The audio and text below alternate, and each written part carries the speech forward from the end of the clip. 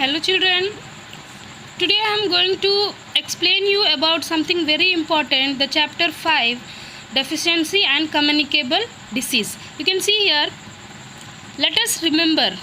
यानी बच्चों हर लेसन के पीछे एंड में आपको एक बॉक्स दिया रहता है जिसमें लिखा रहता है लेट अस रिमेंबर। यानी कि ये जो सारी जो चीज़ें होती हैं बहुत ही इम्पोर्टेंट होती हैं बेटा, तो इसको पढ़ना और ज़्यादा ज़रूरी हो जाता है।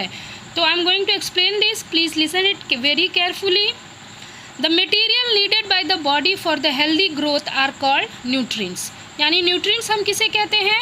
पोषक तत्व। यानी हमारे ऐसा भोजन से मिलने वाले वो पदार्थ जो हमें एक हेल्दी ग्रोथ की तरफ अग्रसर करते हैं उन्हें हम कहते हैं न्यूट्रिएंट्स, यानी कि पोषक तत्व। The food contains important nutrients like protein, carbohydrate, fat, minerals, vitamins, water and roughage. बच्चों हमारे फूड में 5 प्रकार के न्यूट्रिएंट्स पाए जाते हैं, 5 प्रकार के पोषक तत्व होते हैं, प्रोटीन, कार्बोहाइड्रेट, फैट, विटामिन्स और मिनरल्स। और रही बात वाटर एंड रफेज की, it is not a kind of nutrients but it is very essential, very important for our body. यानी वाटर और रफेज जो है वो कोई न्यूट्रिएंट्स नहीं है, लेकिन ये जो दोनों चीज़ें हैं वो हमारे शरीर के लिए बहुत ही इम्पॉर्टेंट हैं। वाटर क्या करता है? हमारे शरीर में डाइजेशन के प्रोसेस को स्मूथ करता है। और रफेज क्या करता है? यानी रफेज एक्चुअली होता क्या है? रफेज हमें ऐसे फूड प्रोडक्ट से मिलता है जिस पे फाइबर होते हैं, यानी फाइब्रस फूड प्रोडक्ट से हमें रफेज मिलता है और ये हमारे बॉडी से वेस्ट को निकालने में मदद करता है। तो इस प्रकार ये सातों चीज़ें जो है वो हमारे शरीर के डाइजेशन के लिए बहुत ही इम्पोर्टेंट है, प्लस डाइजेशन के साथ साथ हमारे ग्रोथ के लिए, हमारे एनर्जी के लिए, यानी इन हमारे पूरे बॉडी के लिए ये सारी चीज़ों का होना आवश्यक होता है। Late us see the third point. The diet containing all the essential nutrients in the right proportion is called balanced diet। यानी ऐसा डाइट जिसके अंदर सारे प्रकार के न्यूट्रिएंट्स सही मात्रा में हो उसे हम कहते हैं संतुलित आहार। हिंदी में कहते हैं बेटा संतुलित आहार। Next we talk about the deficiency disease are caused due to lack of nutrients. Water deficiency disease, बच्चों इससे प्रीवियस वीडियो में मैंने जब ये चैप्टर आपको पढ़ा रहे थे तो I have told you already that water deficiency diseases that is caused by due to lack of nutrients. यानी शरीर में पोषक तत्वों के कारण होने वाली बीमारियों को हम डेफिशिएंसी डिसीज़ कहते हैं। तो let us see, protein and carbohydrate और विटामिन्स, इन सब की कमी से होने वाले कौन कौन से बीमारियां हैं? Deficiency of vitamin A causes night blindness. यानी विटामिन ए की कमी से होता है नाइट ब्लाइंडनेस, जिसे हिंदी में कहते हैं रतौंधी। इसमें क्या होता है बेटा कि हमें दिन में ही साफ साफ हमें दिखाई नहीं देता है। डेफिशिएंसी ऑफ विटामिन बी, इसमें होता है बेरी बेरी। विटामिन बी से होता है berry berry.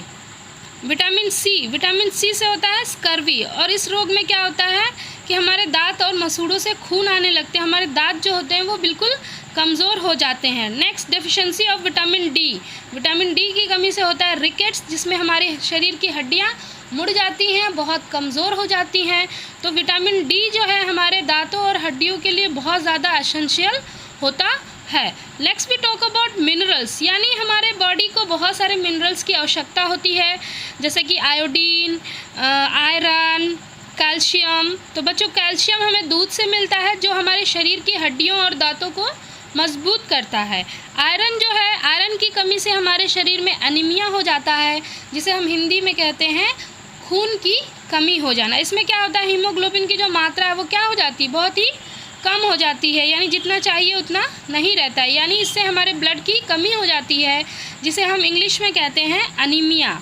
Next iodine deficiency, यानी अगर हमारे शरीर में आयोडीन की कमी हो जाती है तो उससे हमारे शरीर में ग्वाइटर नामक रोग होता है, जिसमें क्या होता है, ये जो गर्दन जो है उसमें बहुत बड़ा सूजन आ जाता है। और इसकी जो इसे हम कैसे दूर कर सकते हैं? यानी हम अपने सॉल्ट में ऐसा सॉल्ट यूज़ करें जो आयोडाइज्ड हो, जिसके अंदर आयोडीन हो। ओके चिल्ड्रन, तो ये सारी थी डेफिशिएंसी डिसीजेस और ये किस विटामिन से कौन सी बीमारी होती है बच्चों, इसे आप अच्छे से याद कर लोगे। Next we talk about the diseases which can be passed from one person to another is are called communicable disease. अभी हमने डेफिशिएंसी डिसीज़ के बारे में जाना, अब हम जानेंगे कि what are communicable disease. Diseases that can spread from one person to another, यानी ऐसी बीमारियां जो एक व्यक्ति से दूसरे व्यक्ति में फैलती है उसे हम कम्युनिकेबल डिसीज़ कहते हैं। Next, the communicable disease are caused by the germs, bacteria, virus, protozoa. यानी कम्युनिकेबल जो डिसीज़ होते हैं ये माइक्रोब्स, ये जो छोटे छोटे सूक्ष्म जो जीव होते हैं इनके कारण होते हैं, जैसे example for bacteria, virus, protozoa.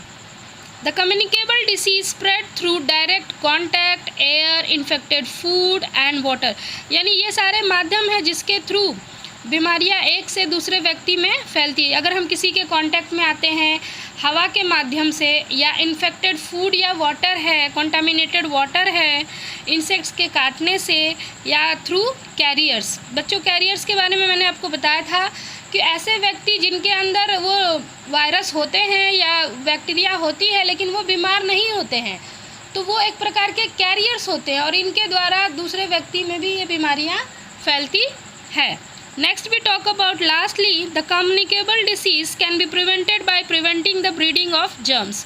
यानी कम्युनिकेबल डिसीज़ को हम प्रिवेंट कर सकते हैं by preventing the breeding of germs. यानी जर्म्स की जो उत्पत्ति है उसको अगर हम रोकते हैं तो कहीं ना कहीं हम कम्युनिकेबल डिसीज़ पे कमांड कर सकते हैं। तो इनको प्रिवेंट करने के लिए क्या हम कर सकते हैं? Prevent spread from germs from a sick person to healthy person through vaccination, या फिर जो आसपास की जो गंदी चीज़ें हैं, पानी जो जम जाता है उसमें हम ऑयल वगैरह डाल दें या फिर कोई स्प्रे करवा दें, इस प्रकार से हम जर्म्स को मार सकते हैं। तो बच्चों ये था आपका बहुत ही इम्पॉर्टेंट टॉपिक, और ये जो मैंने आपको बताया इसे आप अच्छे से याद कर लोगे। Okay children.